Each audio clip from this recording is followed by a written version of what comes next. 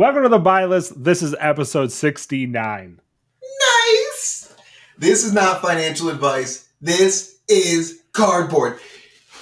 Shisha! Oh, that was an entire box of Rosetta, baby. It nailed it. Whoo! Rosetta is here. Let's go. Yep. Dude. Yeah, for sure, Nate. That was exciting. You smacked the camera dead center. Yeah. Dude, I'm hyped. Yeah. Rosetta's been fun, man. We had a launch stream on Friday night, and that was pretty hype. Opened 14 boxes, and we got the highlight of the night was the Alt Art Aurora Marvel, which was sweet. Yeah, that Marvel looks pretty sick. Yeah, I am done opening boxes finally. We got Japan print, which James White, please help them convert to flow quicker.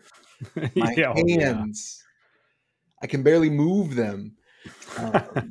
Such a pain to open. I will say, quality on the Japan print, very nice. We opened an Acilio Marvel that I immediately claimed as my own because it is very minty, and I'm planning to get it graded.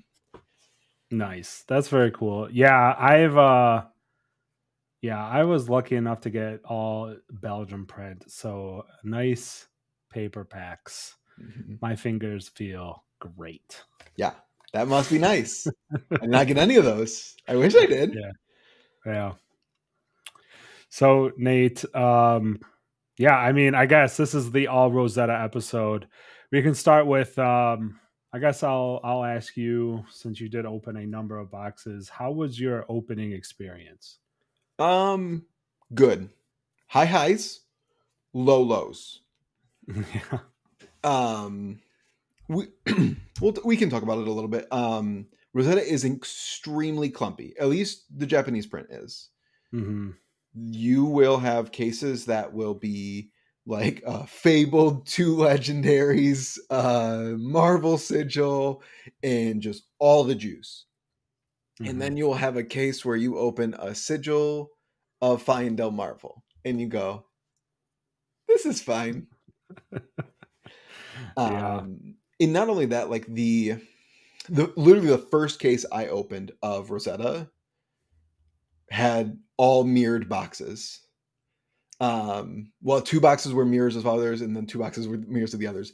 My all the Majestics were the same? Yes, my 16 legendaries, they all had duplicates.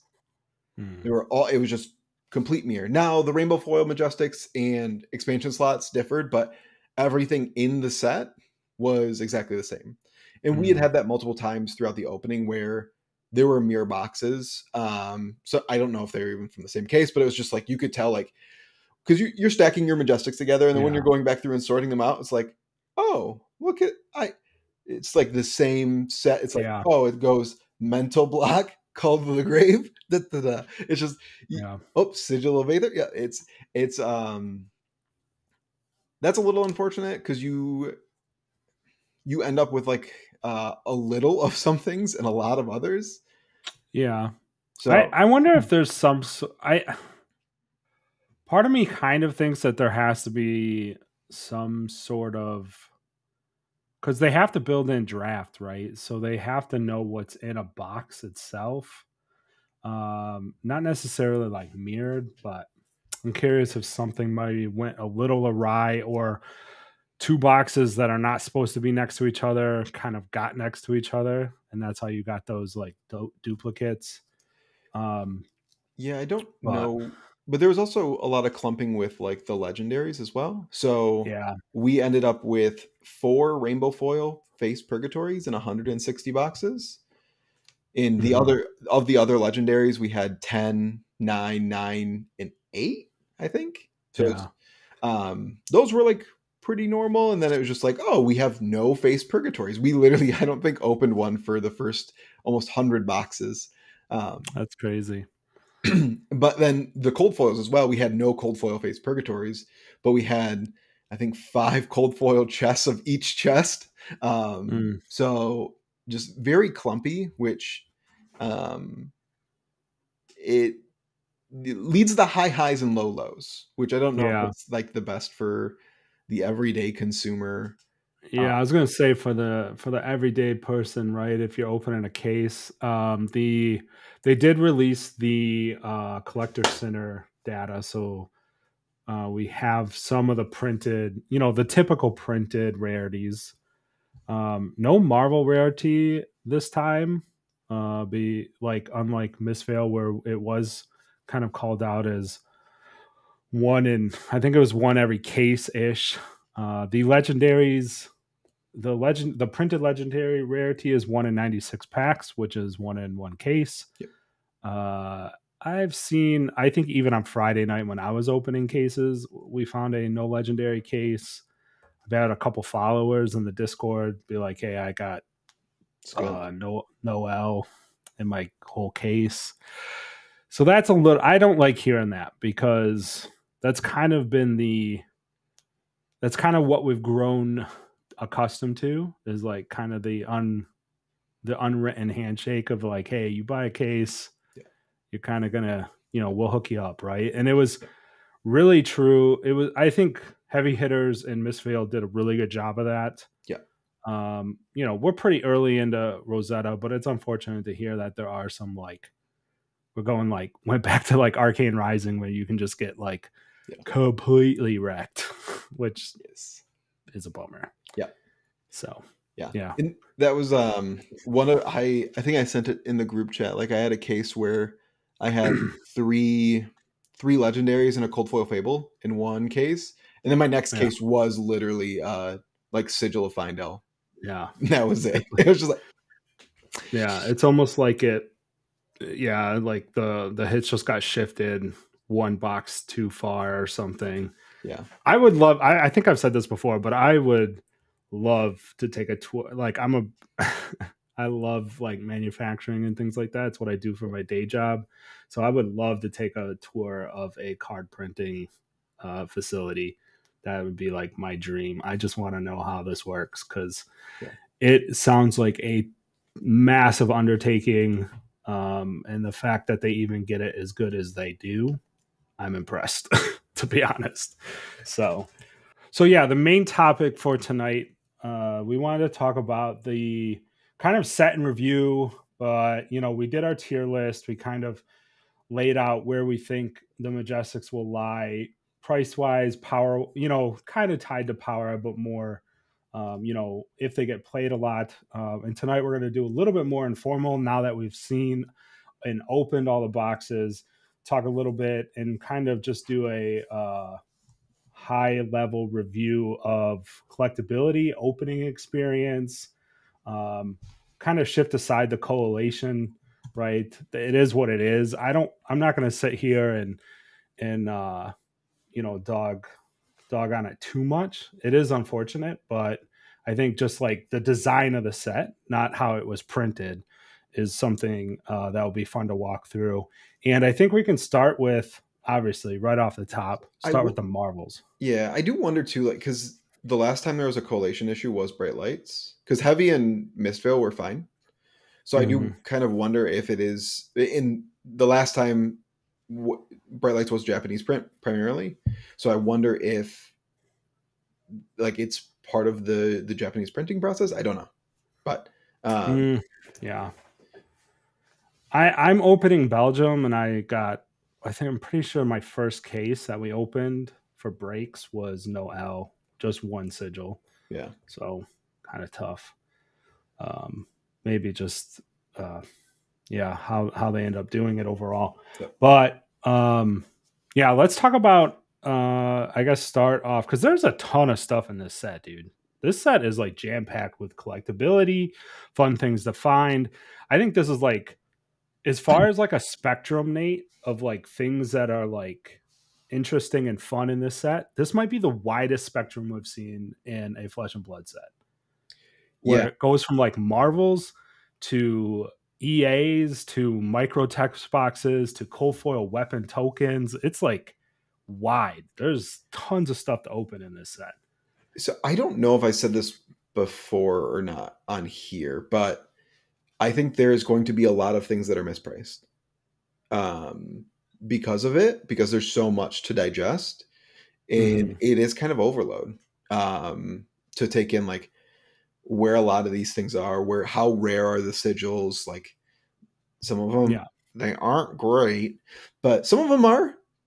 Yeah. Sigil Lightning, nice. Love that card, and it looks Yeah. beautiful. Jeez, oh Mhm. Pete, the sigil, all the sigils Mhm. look amazing. Yeah, the sigils look amazing. Yeah. The more And there seems like I was very surprised when someone bought my Sigil of Deadwoods. They wanted them. I said, "Great, you can have them." So I think there's like a lot of interesting things. I played a Reinar who was playing Sigil of Cycles, and I was like, "Dude, that's actually genius." Um, so Yeah. there's a lot of really cool things to unpack still, I think, about some of these sigils. And I think that they will age well because they are rare. That is the thing I don't think people are recognizing Mhm. Yeah. is they're a little over one. They're probably like 1.5 per, like every 1.5 Yeah. cases. So like every 6 boxes. Um, Yeah, with your data, and then shout out Hammurabi TCG. Hamel hooks us up with some data as well, and he said he was hovering right around 1.6 cases per sigil. And I think you lined up right around there as well. So we are a whole half case or two more boxes more rare than say the roughly the the Chi. Chi Marvels from the last set. And the Chi are one ofs. Yes. These are three ofs, which makes a big difference. Hmm. And the majestic marvels seem to be incredibly rare. Yeah. I think Yeah. Yeah. from the data that Hamel gave us, they appear to be about 1 in 80 boxes.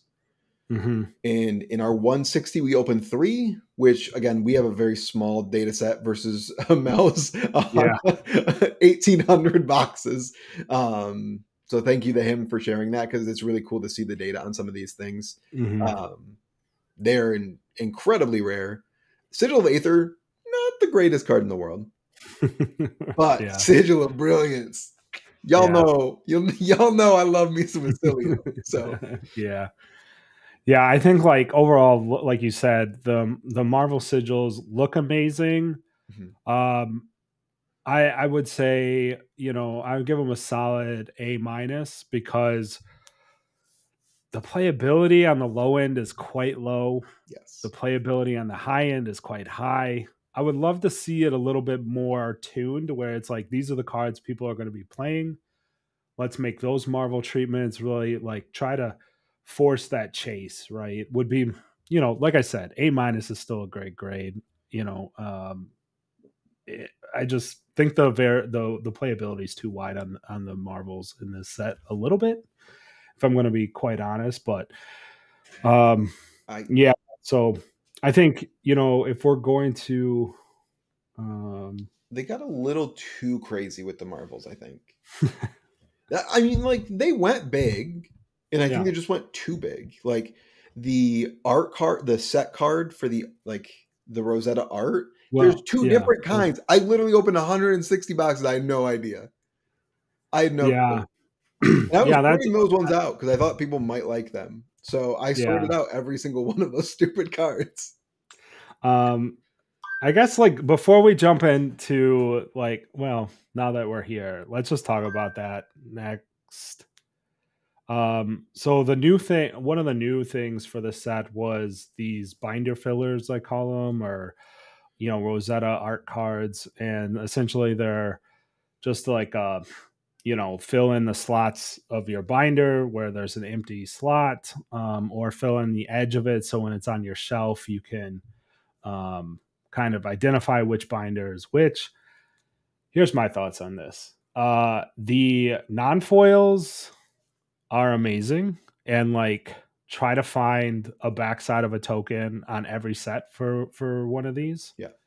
because like I think it's really cool, and I personally know I personally know a guy. I can't even like lie and say it's like multiple people, but I know a guy that would take packs from me because I do breaks on Tuesdays. And like he's like, no, don't throw those away. I need all my packs too. And he had cut out the front of the pack to do exactly this. And like I showed it to him. He doesn't play the game actively anymore.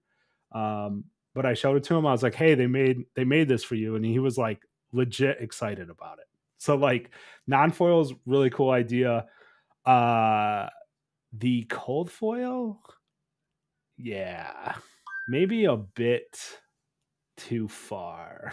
I think it's a really cool idea.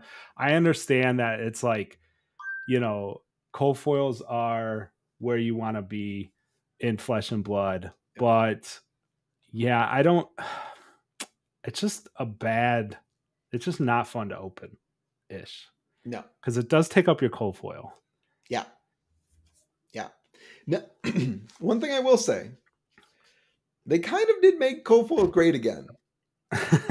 All right. Like, I, for real, like, a lot, like, if you got a Marvel, you usually weren't getting a cold foil in that box. If you got a cold foil legendary, you probably weren't getting a cold foil in that box. So the cold foil commons have been cut drastically because they aren't really needed. And they're going into the expansion slot. So it's like LSS kind of has to go out of their way to print these cards. Not just like, all right, it's something draftable. So that was kind of cool to see. Art card was not needed in cold foil. There was definitely not a need for two different versions of the card in cold foil.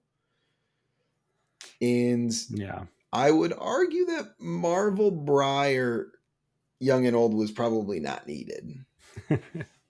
I understand like the nod and stuff, but like I think before we move on to Briar, my closing shots or my parting notes at the art card is, I'll just reiterate it. Keep the non-foil. I think just find the backside of a token. Do that. That's sweet. The cold foil, probably don't do that. But I respect you, LSS, for making the cold foil rare as shit. Like, it is actually a really hard pull. Yeah. Very smart. Thank you for doing that, because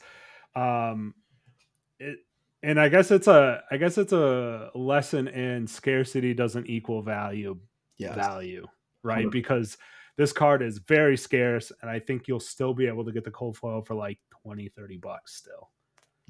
I've seen multiple postings for $25 that have not moved. And you guys pulled 1 in 160 boxes. Yes. Yeah, so that's rare. Someone who has the same source as us pulled, I think, 3 in 80. So extrapolate that out a little bit, and it's maybe a little too common. I was going off 1 in 160, and I was like, all right, if they're that rare, that's fine. But they're not common. They're probably like 1 in 50, 1 in 80.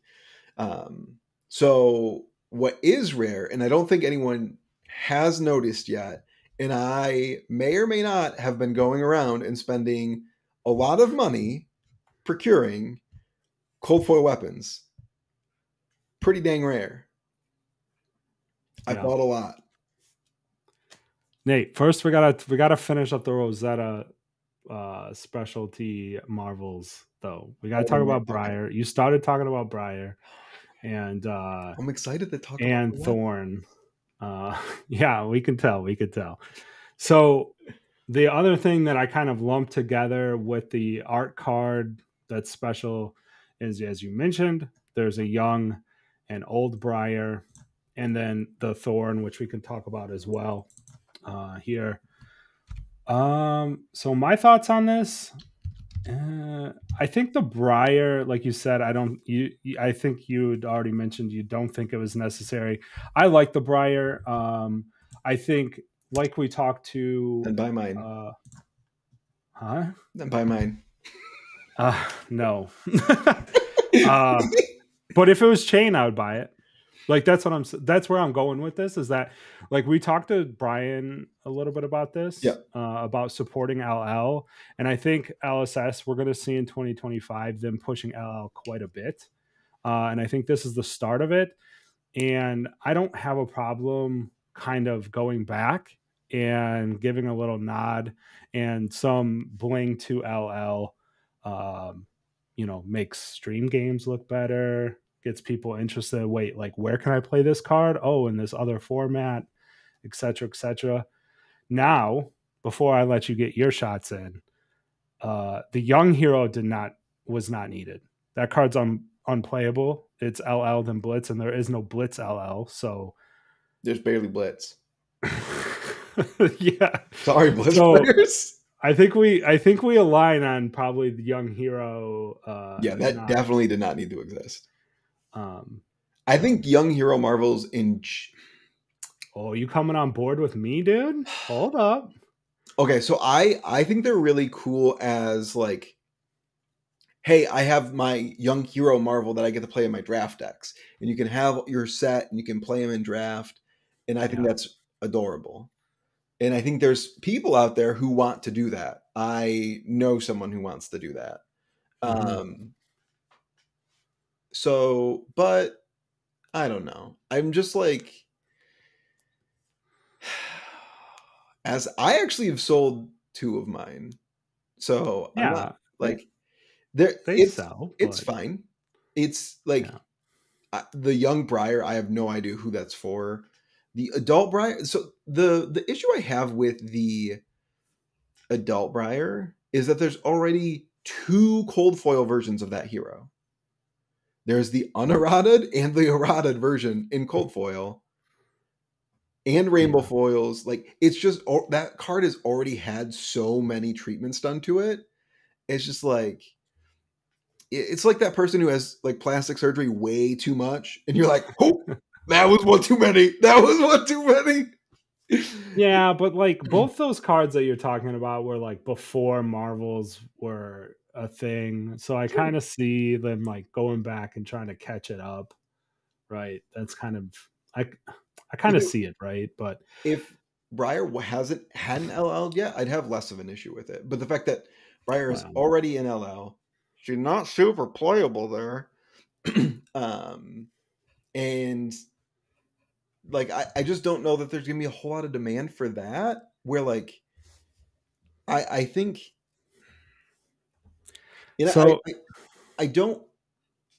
It feels like a placement in a product that like takes away from the product itself. Because there's a lot of people who like are like, wait, what's a Briar? Okay, I open this. Can I play this hero? This would be cool. Yeah. Elemental, both Earth and Lightning. Oh, cool. And then like, oh, actually, I can't play this hero.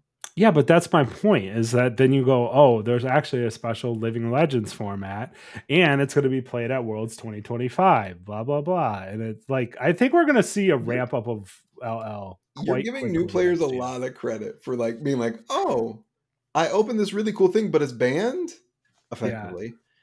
Oh, well, that's cool. I think that, I think that card will hold decent value. The young hero won't. And I can't sit here on this podcast and like agree with you and then in like 6 months be like fully excited for a chain Marvel in Monarch 3. Like I'm just going to be honest with you. I will be very excited if there's a chain Marvel in like a future set. Like I expect you to grossly overpay when I open it. Yeah, I probably will. That's something that I will overpay for. Yes. So like, I'm just going to call it how it is like, I just have to be honest with the viewers here. Is that that's how it's going to work. That's fair. All right. So I guess in the last little clumping here is we got Thorn. Clumping. Yeah. The last little bits, I guess, of collectability in the box would be Thorn. I kind of group those together just because that's how I do my drafts in my head. Yeah. So Thorn is the card itself amazing. Oh my god. They put some work into that thing, dude. That was a lot of work. Quite nice. It also kind of falls into the category of what you were just talking about, is that it is an LL only weapon.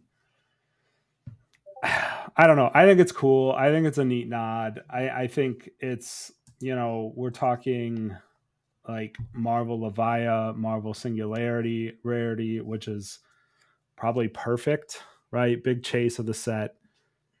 Not super unattainable like New Moon Marvel, but which is fine. Like, I'm not saying that Rarity is bad. I'm just saying it's not like oh man, I'll never win the lottery, right? It's more or less like you can get this type card, which is cool. I like those. Dude, speak of like, okay. I would like LSS to do that more with weapons. I think we've talked about this on here. Is Yes. like Marvel weapons like that. Yes, please. Yes. Marvel weapons are needed. Yep. Agreed. I'm okay with it because I think Rosetta Thorn is just like such an iconic weapon that anyone who's ever rune bladed, and also back on the previous point, and I said it last week, I think, there's no Briar mains. They don't exist. So, but Rosetta Thorn mains do exist. They are real. Okay. That's anyone who says, "Oh, I'm a Briar main." You're a Rosetta Thorn main. Stop it. Okay. So like having this as super chase is pretty cool. Can we also talk about how LSS hates us? This is the third set where there is a mega chase card, and we have not opened one. Why? LSS, why you hate me? Bro, they just don't hate you. Like, I didn't find a Teklo. I didn't find a Levia. I opened a lot of boxes too on my streams. I finally got the Command and Conquer from Dynasty on like a loose box Hail Mary a couple weeks ago, which was crazy. Those cards are hard to hit, man. Yeah, we started after Dynasty, but we have, in all the sets, we have opened close to 400 boxes of the Mega Chase sets, and we have yet to hit the Mega Chase. Yeah, you just gotta get good, dude. It's saddening. Very saddening. Yeah. Actually, no, 500. 500. Yeah. Yes. All right. Let's talk a little bit about alt treatments in the set. Cold foil weapons. Oh, yeah. We got to go to cold foil weapons first. Cold foil weapons. Right. I will let you. The floor is yours, sir. Cold foil token weapons. All right. Okay. Everybody, listen. Cold foil weapons are super rare. Our pull rates were about 1 in 12 boxes, 160 box sample size. So we opened a total of 13. But okay, Staff of Verdant Shoots and Rotwood Reaper, don't worry about those. Not super playable. But the other two, Volzar and Starfall, very, very playable. Yeah. In both respective heroes, and they actively want to be using them as their main weapon. And we're like, if you think about it this way, like these used to be armory promos, right? Like these weapons used to be armory promos. So there's 4 per store. And usually they sell for about 20, 30, 40 bucks, depending on how popular the hero is. Beginning of the month, like $30. And then end of month, it was like 20, 15, somewhere in there. Yes. Now, think about how many boxes your store opens. Okay. Yeah. It's probably about 30. Like max 30 for most stores. So that means there's going to be 2 cold foil weapons. 3, if maybe we'll be generous. You get 1 of each cold foil weapon for your entire store. Yeah. So you basically cut the supply by like 200%? 300%? Yeah. I don't know how math works. Is it 300? Yeah. So I don't know. They should be priced higher. They're the lightning ones, right? Because Aurora and Acilio just like have to play those weapons. Like Starfall is just like super good. Yep. And so is Volzar. Yep. Rotwood is just worse Nebula Blade, and Verdant Shoots is like unplayable garbage. Yeah, I mean, maybe. limited design space. Limited design space works great in draft. So yeah, I mean that is an interesting it is interesting, right? It's like maybe there was some price memory from like Armory promos or something.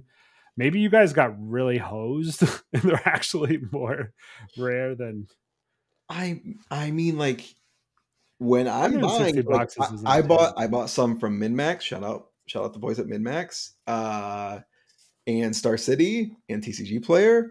And there's not stores who have like 3, 4, 5 copies of the card up. It's like one copy at $12, Yeah.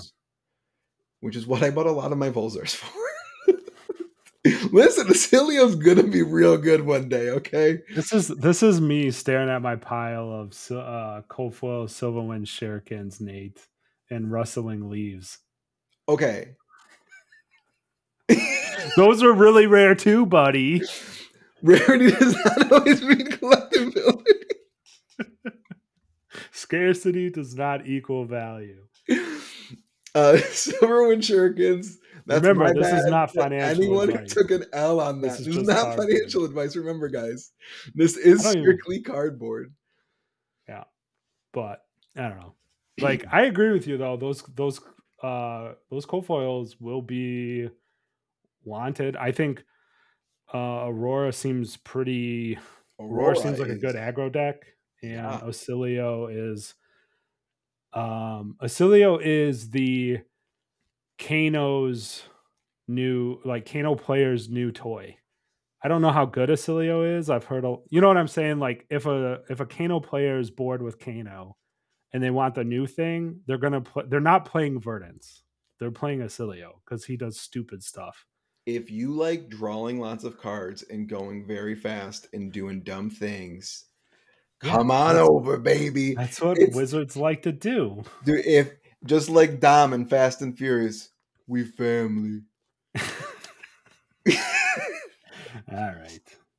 We've officially lost cabin pressure. Listen, it's okay.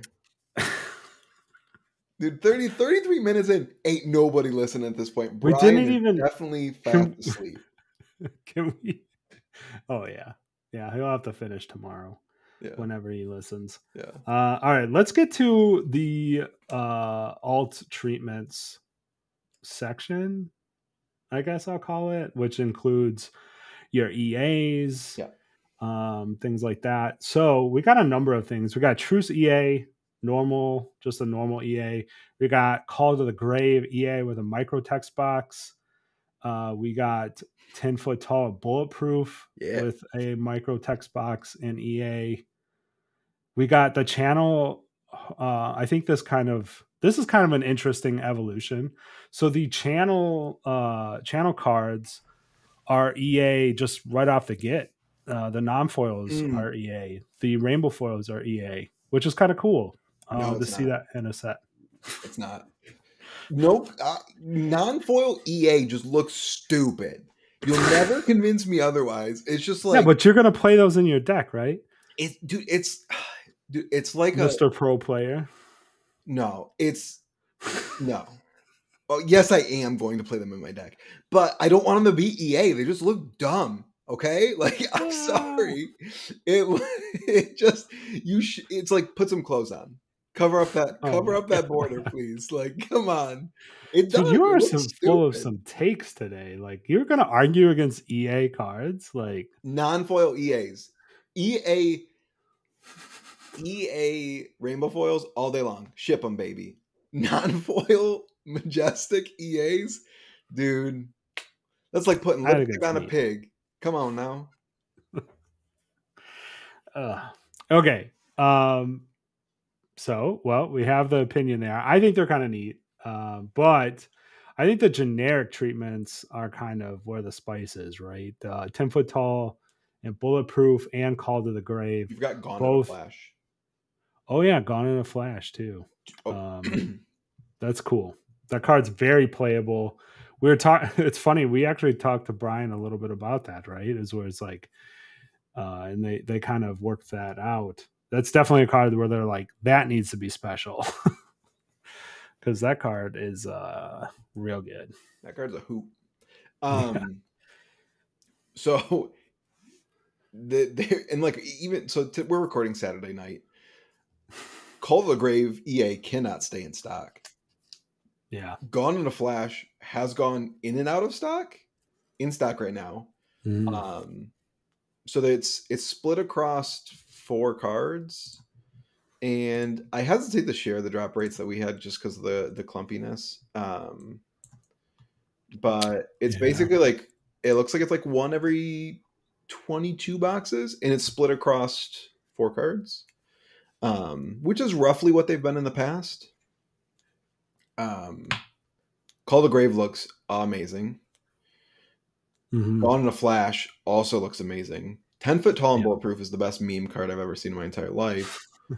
In truce, they're still shaking hands.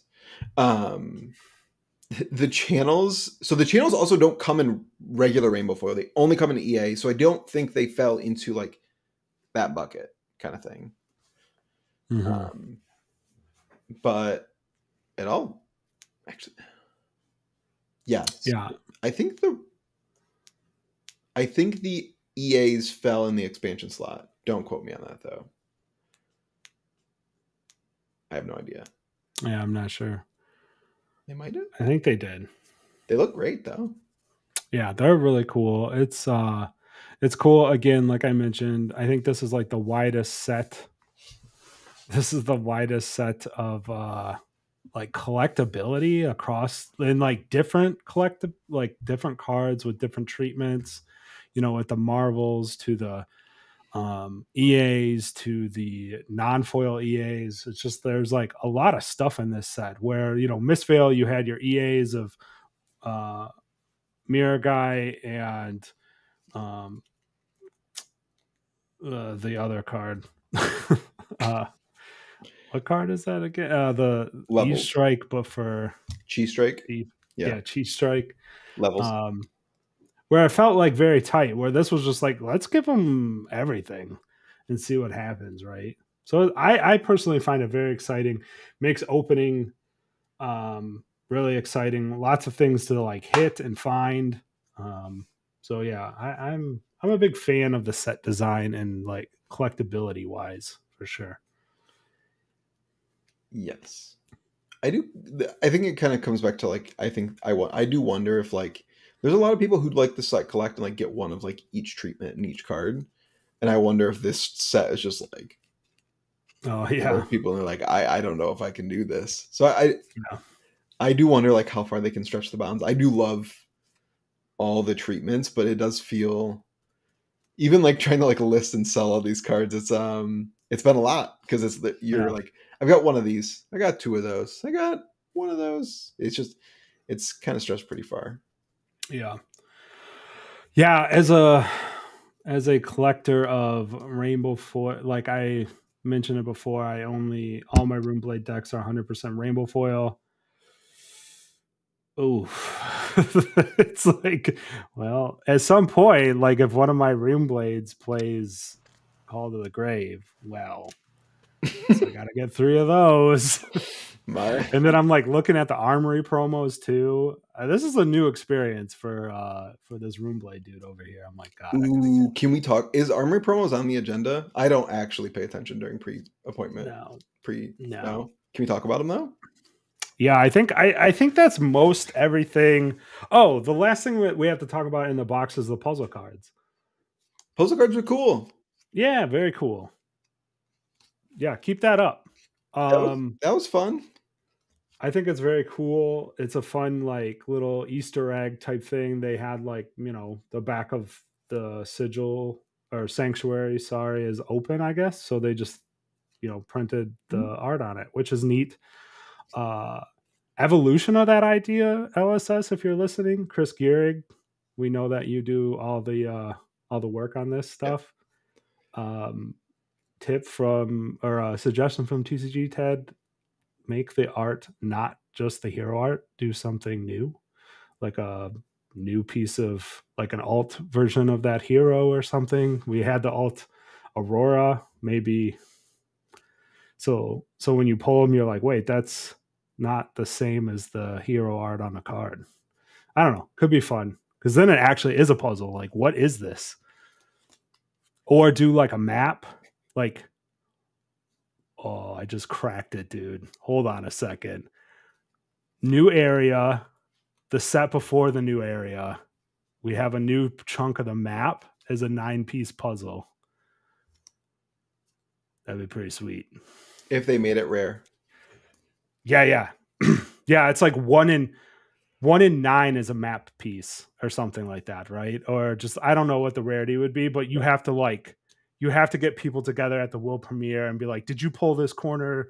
It's a community driven thing, right? Where at a world premiere you could pull the map together, or like a lore piece. Doesn't even need to be a map. I was literally just thinking like if they did like a lore page, that would be sick. Yeah, dude.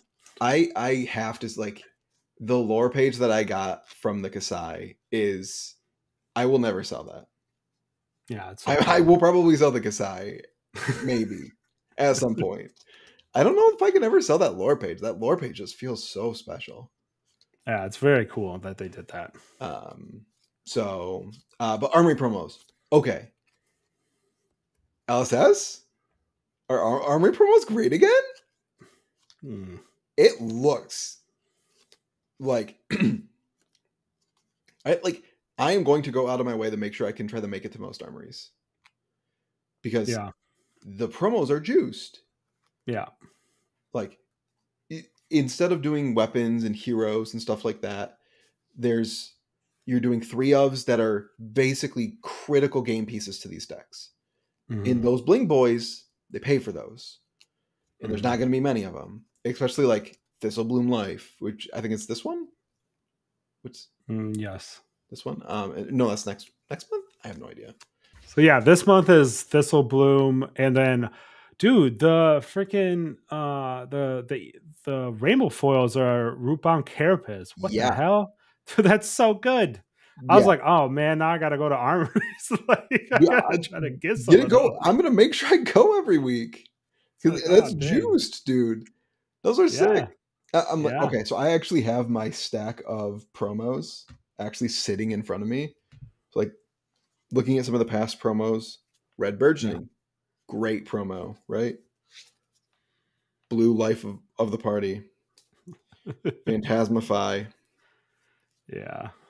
Yellow Predatory Streak, Break of Dawn, Hungering Demigon. Yeah. You know, it's they've had a streak of like really just like kind of bad takes. The one that kind of burns me up, Nate, is like, and I think a perfect example, and I think they fixed this because Rootbound Carapace is like the card instant 3 of and Florian, like, and probably Verdance. Every the one that kind of ever. like the one that kind of burned me up, and I remember it still to this day, was Gas Up and Bright Lights. And I'm trying to think of the card that actually is played in Max. That's the +4, put a counter on Steam. But there's like a common right next to Gas Up. That's literally like, come on, man. That's the card that Max is going to play. And now you can't bling out your Max deck with it because Gas Up is like not played, right? What is that card? I can't remember it. Rev Up? Is it Rev Up? No, Rev Up's the six power attack. But that was the one where I was just like, man, you missed it by like this much because they're both non-attack actions. You know? Yeah. And it was just like, dang. Yeah. I can't, I'm looking it up right now. It's gonna bug me. Yeah, the promo is Gas. The promo version that came out in the Armory kit was Gas Up. And people in comments are going to be yelling at us. Dude, they're all there's like there's like 4 mech players in the world, so there's about to be more. There's about to be a lot more with the Dash IO deck coming out. Yeah. My page is loading so But slow. yeah, they just like they've kind of missed the mark, and they admitted it in LA. And it's like really fun to see the new version of the armories, the armory kits, especially meld cards being the cold foils. That's very Yes. cool. Yep. And then Recharge. recharge, yes, Yes. that's the one that should have been EA. Yeah. I Yeah. wouldn't. I don't play, like, again, I only do Rune Blades Rainbow Foil. But come on, like if you're, you know, but Yeah. yeah, No, this alone will drive armory attendance.